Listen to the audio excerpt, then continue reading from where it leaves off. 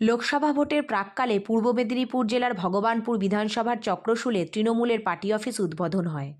উদ্বোধন করেন কাথি সাংগঠনিক তৃণমূল সভাপতি পীযূষকান্তি পাণ্ডা এবং পূর্ব মেদিনীপুর জেলার সভাধিপতি উত্তম বারিক, ছিলেন পূর্ত কর্মধ্যক্ষ জেলা পরিষদের মানব বড়ুয়া, ব্লক সভাপতি অম্বিকেশ মান্না।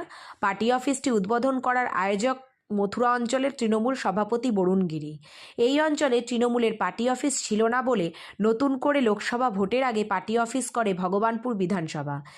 ভোটের ময়দান যে বাড়াবে তা পার্টি অফিস উদ্বোধন করে আজ বোঝা যায় তৃণমূল সমর্থকদের নিয়ে। এই পার্টি অফিস উদ্বোধন করা হয় ধুমধামভাবে। এই পার্টি অফিসটি উদ্বোধন হয় চক্রশুল থেকে অংশুমানের রিপোর্ট, খবর পাঠে পায়েল। ওনার নির্দেশ মতো আমি অঞ্চল সভাপতি, এই অঞ্চলে শুধু নয় আমার 14 নম্বরের অঞ্চল সভাপতিও ছিল। আমরা উভয় সভাপতি মিলে অপরেশবাবুর নির্দেশ মতো আমরা এখানে একটা জোন পার্টি অফিস